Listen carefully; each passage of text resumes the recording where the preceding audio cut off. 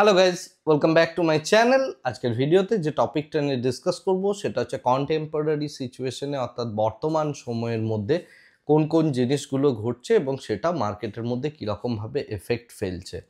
প্রথম কথা হচ্ছে যে আমি একটা সাইকোলজিক্যাল সিরিজের মধ্যে ছিলাম এবং সাইকোলজি রিলেটেড বা ট্রেডিং সাইকোলজি রিলেটেড বিভিন্ন রকমের যে ভিডিওসগুলো আমি কনস্ট্যান্টলি আনছিলাম একটার পর একটা। তো আজকে আমি একটু অন্যরকম ভিডিওটা বানাচ্ছি, বা আমার রেগুলার যে ভিডিওসগুলো থাকে সেইটার ওপরেই আমি ভিডিওটা বানাচ্ছি। সাইকোলজিক্যাল সিরিজটা থেকে সরে এসে এই ভিডিওটা বানাচ্ছি, আবার আগামীকাল থেকে সেম ভিডিওটাই আমি কন্টিনিউ করব বা ওই সিরিজটাতেই ফেরত যাব। তো আজকে এরকম হঠাৎ করে কেন চেঞ্জ করলাম, তার কারণ হচ্ছে অনেকেই আপনারা আমাকে রিকোয়েস্ট করেছিলেন কমেন্ট বক্সে, অনেকে মেসেজে, হোয়াটসঅ্যাপে, সমস্ত জায়গাতেই যে মার্কেটটা সম্পর্কে বলুন একটু, কারণ অনেকগুলো বড় বড় ইভেন্ট ঘটে যাচ্ছে মার্কেটের মধ্যে। এত বড় একটা হঠাৎ করে পতন ঘটলো, যেটা মোটামুটি লাস্ট 8 মাসের যে পতন, তার মধ্যে লাস্ট 8 মাসের যে ক্যান্ডেল, তার মধ্যে সবথেকে বেশ বড় রকমের একটা ক্যান্ডেল তৈরি হলো বা ফলটা আমরা দেখতে পেলাম, রাইট? তো এই যে বিষয়গুলো পরপর ঘটে গেল মার্কেটের মধ্যে, এবং তার সাথে পুতিন এখানে এলো, একটা বেশ বড় রকম জিওপলিটিক্যাল শিফটিং হচ্ছে, কারেন্সি প্রাইস অনেক উপরে যাচ্ছে। তো সেই সমস্ত কিছু নিয়েই আজকের এই এপিসোডটা, বিকজ আপনারা প্রচুর জন আমাকে এই রিকোয়েস্টটা করেছেন।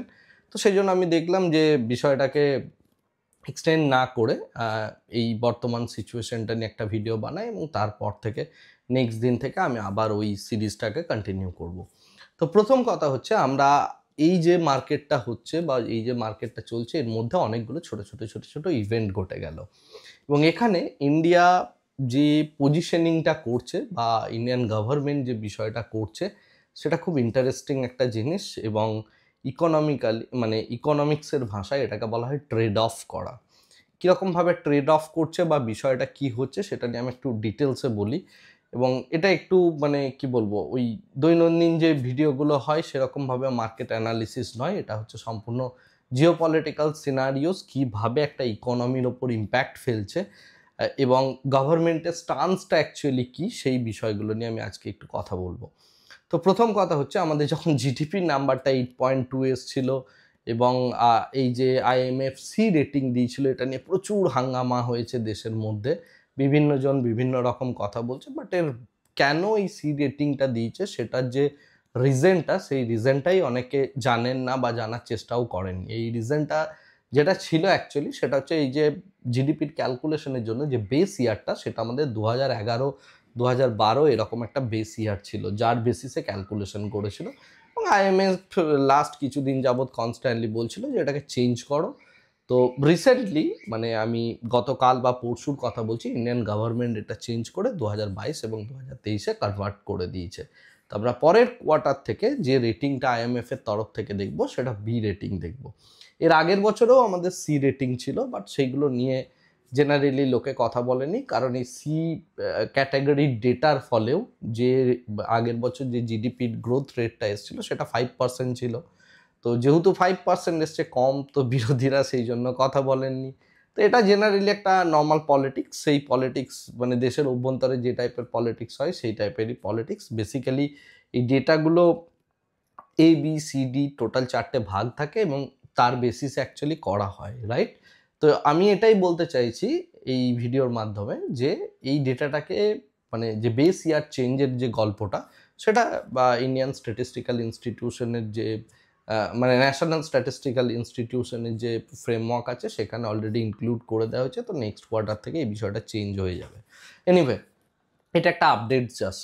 এরপরে আমি যে বিষয়টা নিয়ে কথা বলছি বা যে মেইন টপিকটা নিয়ে কথা বলছি, ট্রেড অফ যে জায়গা থেকে আমি এলাম অ্যাকচুয়ালি। তো এখানে যে ঘটনাটা ঘটছে সেটা হচ্ছে, আমরা যেটা দেখতে পাচ্ছি যে ইন্ডিয়ার ওপরে বেশ বড় রকম 50% একটা ট্যারিফ আমেরিকা বসালো, এবং তার সাথে সাথে ইন্ডিয়ার ওপর একটা প্রেশার অলরেডি ক্রিয়েট করা হচ্ছিল যে তোমরা রাশিয়ান অয়েলকে ব্যান করো, এবং রাশিয়ার দুটো বড় কোম্পানিকে টোটালি ব্যান করে দেওয়া হলো, এবং তারা ইন্ডিয়াতে অয়েল সেইভাবে পাঠাতে পারছে না। তার কারণ হচ্ছে, রাশিয়া থেকে ইন্ডিয়াতে যদি অয়েল পাঠাতে হয়, এখানে এই যে অয়েলটা আসবে সেটার জন্য একটা ইন্স্যুরেন্স করতে হয়। তো সেই ইন্স্যুরেন্সটা প্রোভাইড করার মতো কোম্পানি বা ইন্টারন্যাশনাল যে ব্যাঙ্কস যেহেতু স্যাংশন জারি করা থাকলে তারা কিন্তু এই ইন্স্যুরেন্সটা দেয় না, আর উইদাউট ইন্স্যুরেন্স কোনো কোম্পানি এইভাবে ট্রেড করে না, রাইট? তো সেই কারণে এটা একটা বড় রকমের প্রবলেমেটিক জায়গা ইন্ডিয়ার জন্য তৈরি হয়ে গিয়েছিল। এবং তার সাথে সাথে ইউএসএ যে কাজটা করছে সেটা হচ্ছে যে 50%-এর কাছাকাছি ট্যারিফ বসিয়ে দিয়েছে, যাতে করে আমরা ট্রেড ডিল যেটা ডোনাল্ড ট্রাম্প চাইছেন সেই জায়গাটায় ইন্ডিয়া গভর্নমেন্ট যাতে সাইন করে এবং এক প্রকার বাধ্য হয়েই পুরো বিষয়টা করে। এখন অবধি আমরা যদি ওয়ার্ল্ডের হিস্ট্রিতে দেখি এই ট্যারিফের যে চক্রটা চলছে তার মধ্যে এখন ইন্ডিয়ার ট্যারিফই সব থেকে মোটামুটি বেশি, right? India and Brazil and all. তো যাই হোক, তো এটা ব্যাপার। এবার এই জায়গা থেকে বেরোনোর জন্য যখন প্রথম আমি ট্যারিফের আলোচনা করেছিলাম সেই সময় আমি একটা কথা খুব মানে জোর গলায় বলেছিলাম যে এটা থেকে বেরোনোর জন্য ইন্ডিয়ার যে কাজটা করা উচিত সেটা হচ্ছে কারেন্সির ডিভ্যালুয়েশন করে দেওয়া উচিত। কারেন্সির ডিভ্যালুয়েশন মানে আমি আমার কারেন্সিটাকে ভেঙে দিলাম, কারেন্সিটাকে আরও নিচে নামিয়ে দিলাম, এবং কারেন্সিটাকে যদি আমি নিচেই নামিয়ে দিই তাহলে কি হবে, আমার যারা এক্সপোর্টার আছে তারা একটা বড় অ্যাডভান্টেজ পেয়ে যাবে, রাইট? এটা আমি প্রথম দিন বলেছিলাম যখন এই ট্যারিফ রেটটাকে কী করে ইন্ডিয়ান গভর্নমেন্ট ট্যাকেল করবে সেই বিষয়টা নিয়ে যখন আমি এই চ্যানেলে আলোচনা করেছিলাম। তো ডেফিনেটলি আরবিআই সেম কাজটাই করছে এবং এই কাজটা করতে হবে, এবং করলে যে জিনিসটা দেখা দেবে বা যে ইম্প্যাক্টটা পড়বে সেটা হচ্ছে ইন্ডিয়ান এক্সপোর্টাররা অ্যাডভান্টেজ পেয়ে যাবে। কীভাবে পেয়ে যাবে আমি একটু বিষয়টা ভেঙে বলছি। মনে করুন এর আগে ইন্ডিয়ার কোনো একটা এক্সপোর্টার 100 টাকার জিনিস বিদেশে পাঠাতো। ট্যারিফ আসার ফলে কি হবে, সে কম্পিটিশনে পড়ে যাচ্ছে, তার উপরে ট্যারিফ এবং এই সমস্ত কিছুর কারণে এই যে 100 টাকার পণ্যটা পাঠাতো সেটা ধরে নিচ্ছে আমি 20% ঘাটতি হবে। তার মানে সে অ্যাকচুয়ালি $100 মাল পাঠাতো, সেটা এখন বিক্রি হচ্ছে বাইরে $80 মাল। কেন না, তার কারণ হচ্ছে যে সে এই যে ট্যারিফ বাড়িয়ে দেওয়ার ফলে তার পকেটে কিন্তু $80 আসছে, 20% হয়তো দেখা যাচ্ছে যে তার যে এক্সপোর্ট সেটা কমে যাচ্ছে ডিম্যান্ড অ্যান্ড সাপ্লাইয়ের জন্য, যেহেতু প্রাইসটা বেড়ে যাচ্ছে ট্যারিফের জন্য, সেই জন্য ডিম্যান্ডটা কমে যাবে। তো যদি 80 টাকা হয়ে যায়, ইন্ডিয়ান গভর্নমেন্ট কি করতে পারে, ইন্ডিয়ান গভর্নমেন্ট ওই যে ভদ্রলোক যিনি সেলটা করছিলেন 100 টাকায়, আমার যদি এই মুহূর্তে কথার জন্য বলছি, যদি আমার 80 টাকা কারেন্সির রেট হয়, আমি জাস্ট বোঝানোর সুবিধার্থে বলছি, তাহলে আগে এই এক্সপোর্টার অ্যাকচুয়ালি সেল করছিল 8,000 ইন্ডিয়ান টাকা, রাইট? অর্থাৎ 80 টাকা যদি রেট হয় তাহলে 8,000 ইন্ডিয়ান টাকা করছিল 100 ইন্টু 80। তো বাট বিদেশে সেটা যাচ্ছিল $100। এখন ওই দিকটা যেহেতু 80 হয়ে গেছে, তো ইন্ডিয়ান গভর্নমেন্ট এই কারেন্সিটাকে যদি 80 না রেখে 100ই করে দেয় তাহলে কি হবে, 100 ইন্টু ওই দিকের 80টা এবার গুণ হয়ে 8,000 টাকাই হবে। আমার প্রোডাকশন কস্ট অর্থাৎ আমার লেবার কস্ট হঠাৎ করে বেড়ে যাচ্ছে না বা বাদ বাকি জিনিসগুলো হচ্ছে না। তো সেই জন্য যারা এক্সপোর্টার তাদের কিন্তু এটা অ্যাডভান্টেজ হয়ে যাবে, আর ডোনাল্ড ট্রাম্প এক্সপোর্টারদের ওপরেই আঘাতটা করার চেষ্টা করছেন। Point number 1। তো সেই কারণে এক্সপোর্টারদের যদি আমাকে বাঁচাতে হয় তাহলে সেই কারণে আমাকে কি করতে হবে, আমাকে আমার কারেন্সিটাকে ডিভ্যালু করে দিতে হবে, অর্থাৎ কারেন্সিটাকে অনেকটা কমজোর করে দিতে হবে। রিসেন্ট টাইমে আপনি দেখবেন প্রচুর নিউজ আর্টিকেল বেরোচ্ছে, আবার ওই একই পলিটিক্যাল এজেন্ডা বা যা কিছু চলছে সেগুলো কন্টিনিউয়াস চলছে যে পৃথিবীর সব থেকে খারাপ কারেন্সি ইন্ডিয়ার কারেন্সি, এই মুহূর্তে এশিয়ার সব থেকে খারাপ কারেন্সি, এতটাই তাড়াতাড়ি ডিভ্যালু হচ্ছে বা এতটাই মানে ডলারের রেসপেক্টে দাম পড়ে যাচ্ছে, রাইট? মজার ব্যাপারটা হচ্ছে এই জায়গাতে যে এটাকে ইন্টেনশনালি করা হচ্ছে শুধুমাত্র এক্সপোর্টারদের অ্যাডভান্টেজ দেওয়ার জন্য। না, প্রবলেমটা হচ্ছে অন্য জায়গায়। ইন্ডিয়া নিজে একটা ইম্পোর্ট ওরিয়েন্টেড কান্ট্রি, এটা আমরা সবাই জানি। তো যদি কারেন্সির ডিভ্যালুয়েশন করে এর ফ্লিপ সাইড একটা অন্য গল্প রয়েছে। তাহলে কি হবে, আমার যারা ইম্পোর্টার আছে সেই সমস্ত ইম্পোর্টারদের কাছে মানে ইম্পোর্টারদের জন্য এটা একটা লস মেকিং ডিল হয়ে যাবে। তার কারণ হচ্ছে তারা যখন ইম্পোর্ট করবে তাদেরকে প্রচুর আয়নার আবার দিতে হবে। সেই যে ইম্পোর্টটা তারা করছে সেই ইম্পোর্টটাকে কমানোর জন্য বা এই ইম্পোর্টের ব্যালেন্সটাকে কি করে ইন্ডিয়ান গভর্নমেন্ট করতে চাইছে সেই ইন্টারেস্টিং জায়গাটা আমি একটু বোঝাই। প্রথম কথা হচ্ছে যে যদি আমাদের এই জিনিসটা করতে হয়, অর্থাৎ আমার ইম্পোর্টারদের পয়সা বেশি খরচা না হয়, সেখানে কয়েকটা জিনিস করা যেতে পারে। নাম্বার 1 কি না, আমার যারা ইম্পোর্ট করছে তাদের ক্ষেত্রে আমি ট্যাক্সটাকে একটু কমিয়ে দিতে পারি গভর্নমেন্ট, তাহলে তারা একটা অ্যাডভান্টেজ পেয়ে যাবে। নাম্বার 1 সেটা করা হচ্ছে অলরেডি, কিছু কিছু জিনিসের জায়গায় একটু একটু করে ট্যাক্স কমিয়ে দেওয়া হচ্ছে। নাম্বার 1 জিএসটি কমিয়ে দিয়ে আমি ডিম্যান্ডকে বুস্ট করে দিয়েছি, নাম্বার 1। সেকেন্ড যে বিষয়টা যেটা সব থেকে ইন্টারেস্টিং, যে আমার কোন কোন প্রোডাক্টের ওপর আমার ইম্পোর্টারদের মানে আমার ইম্পোর্ট কস্ট কোথায় বাড়ছে। তো ইন্ডিয়ার জন্য সব থেকে বেশি ইম্পোর্ট কস্ট যে জায়গাটায় বাড়ে সেটা হচ্ছে অয়েল, রাইট, তেলের জন্য। এখন তেল আমদানি করার জন্য তার মানে আমাকে এমন একটা সিনারিওস বানাতে হবে যেখানে আমি তেলটা খুব কম পয়সায় পাবো, বা আমার এই কারেন্সির যে ডিভ্যালুয়েশন হচ্ছে এইটা যাতে আমার প্রবলেমের জায়গা তৈরি না হয়, রাইট। এবং এই জায়গাতেই হচ্ছে পুতিনের এই যে ইন্ডিয়া ভ্রমণ রাশিয়ান প্রেসিডেন্টের, এই পয়েন্টটাকে এস্টাবলিশ করার জন্য, বা এই জায়গাটাকে অ্যাকচুয়ালি ন্যারো করার জন্য, বা এই গ্যাপটাকে কমানোর জন্য। কি হলো পুতিনের এই যে ভিজিটটার ফলে ইন্ডিয়া এবং রাশিয়ার মধ্যে একটা ভালো গভীর সম্পর্ক হলো। সম্পর্কটা কোন জায়গায় না, রাশিয়া ইন্ডিয়ার কাছ থেকে 3 লাখের ওপর ইঞ্জিনিয়ার এবং তার সাথে প্রচুর পরিমাণে প্রফেশনালের পর রাশিয়াতে নিয়ে যাবে। অ্যাডভান্টেজটা কি পাচ্ছে ইন্ডিয়া এখানে সেটা আমি একটু বলার চেষ্টা করছি, মানে কিভাবে এই জায়গায় ট্রেড নেগোসিয়েশনটা ওই প্রবলেমটাকে সলভ করছে সেইটা একটু দেখে নিই। তো ইন্ডিয়া থেকে 3 লাখ যদি ছেলেপুলেকে নিয়ে গিয়ে রাশিয়াতে কাজ করানো হয়, সেটা ইঞ্জিনিয়ার হতে পারে বা আদার বিভিন্ন রকম কনস্ট্রাকশনের যে সমস্ত ইঞ্জিনিয়াররা আছে, রাশিয়ায় প্রচুর পাইপলাইন হচ্ছে তেলের, গ্যাসের ইত্যাদি ইত্যাদি, এবং রাশিয়া ইউক্রেন ওয়ারের ফলে প্রচুর সংখ্যক তাদের ইউথও মারা গিয়েছে, রাইট। এর দুটো দেশের মধ্যে যুদ্ধ হলে একটা দেশের রীতিমতো ক্ষয়ক্ষতি হতো। সুতরাং তাদের এখন প্রচুর পরিমাণে মানে লোকবল লাগবে, সত্যি কথা বলতে কি ম্যান পাওয়ার লাগবে। তো এই ম্যান পাওয়ারের যোগানটা যদি ইন্ডিয়া দিতে পারে, যেটা ইন্ডিয়ার কাছে প্রচুর পরিমাণে রয়েছে, তো ম্যান পাওয়ারের যোগানটা যদি ইন্ডিয়া রাশিয়াকে এই মুহূর্তে দেয়, তাহলে কি হবে না, রাশিয়াতে গিয়ে ইন্ডিয়ানরা প্রচুর পরিমাণে কাজ করবে। উল্টো দিক থেকে এবার যে জিনিসটা হচ্ছে, বদলে ইন্ডিয়া কি নেবে, বদলে ইন্ডিয়া যে জিনিসটা নিচ্ছে সেটা হচ্ছে তেল, এবং তেলের যে ডিলটা হচ্ছে রাশিয়ার সাথে সেটা হবে হচ্ছে আইএনআরএ। ওকে, আইএনআরএ হওয়ার অ্যাডভান্টেজটা কি আমি সেটা বোঝাচ্ছি। আইএনআরএ যদি ইন্ডিয়া তেল কেনে প্রচুর পরিমাণে রাশিয়ার কাছ থেকে, এই যত পরিমাণ ইন্ডিয়ানরা রাশিয়াতে গিয়ে থাকছে, রাশিয়াতে থাকার জন্য তাদের প্রচুর ইন্ডিয়ান সামগ্রীও লাগবে, খাবার দাবার হ্যান ত্যান ইত্যাদি ইত্যাদি। আমরা ইউএসএতেও জানি যেসব ইন্ডিয়ানরা থাকেন তারা ইন্ডিয়ান প্রোডাক্টই খান, চাল মশলা থেকে শুরু করে সমস্ত কিছু, রাইট। এবং সেই জন্য ইন্ডিয়ার প্রচুর সাপ্লায়ার্স আছেন।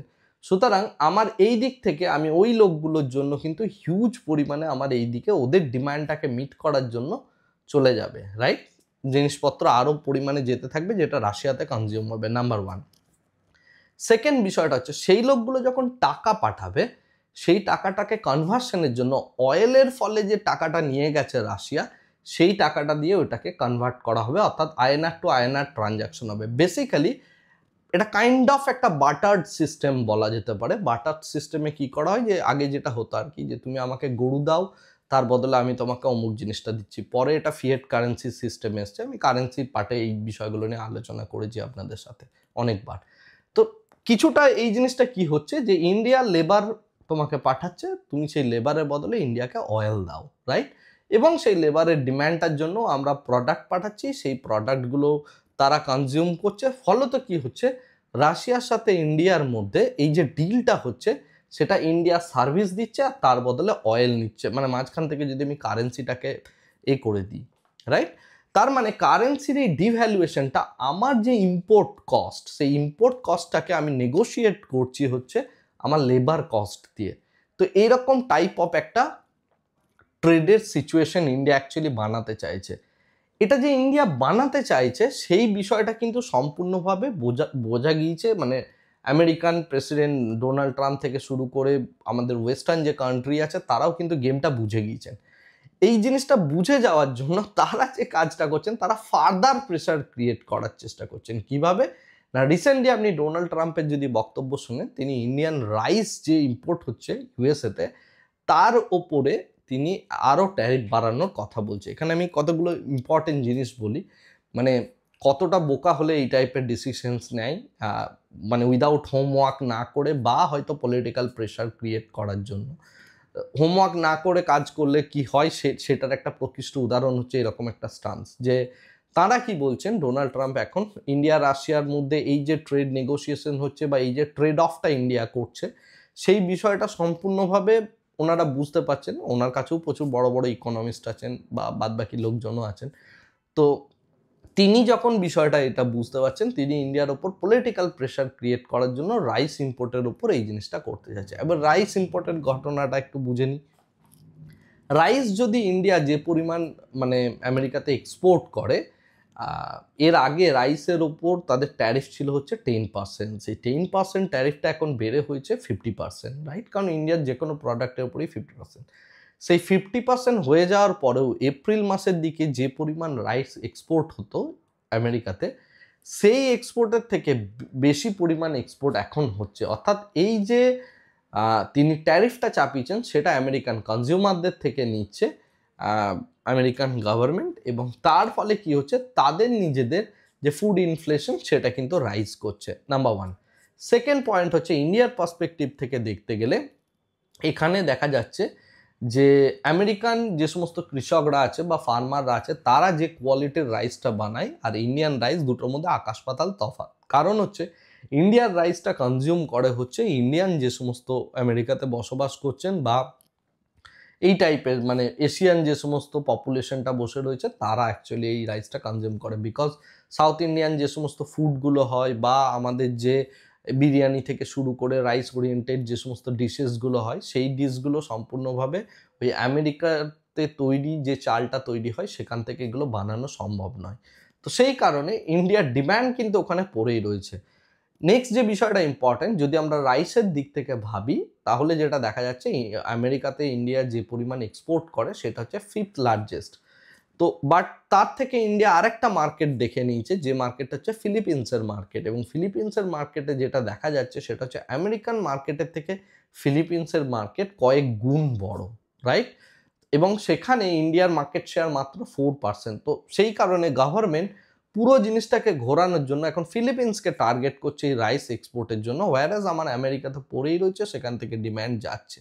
সো রাইস এক্সপোর্টের যে ফেডারেশন রয়েছে তাদের চেয়ারম্যানের বক্তব্য হচ্ছে যে এই বিষয়টা ইন্ডিয়ার ওপর মার্জিনালি ইম্প্যাক্ট ফেলবে। তো এটা যথেষ্ট বাজে একটা মানে স্টান্স আমেরিকার, যদিও তারা এই কাজটা করতে চাইছেন একটা জিনিসের জন্যই, সেটা স্কট বিজনেসের মানে বক্তব্য থেকেও ক্লিয়ার। সেটা উনি যেটা বলতে চাইছেন যে ইন্ডিয়ার এই যে স্টান্সটা, বা আমরা অলরেডি ইন্ডিয়ার সাথে একটা নেগোসিয়েশনে রয়েছি, ট্রেড নেগোসিয়েশন, সেটা অলমোস্ট শেষ হওয়ার দিকে, কিন্তু ডোনাল্ড ট্রাম্প বিষয়টাকে নিয়ে একটু মানে পলিটিক্যাল প্রেশার তৈরি করার চেষ্টা করছেন, যাতে করে ইন্ডিয়া অ্যাকচুয়ালি ট্রেড ডিল বা ট্রেড নেগোসিয়েশনে তাড়াতাড়ি রাজি হয়ে যান।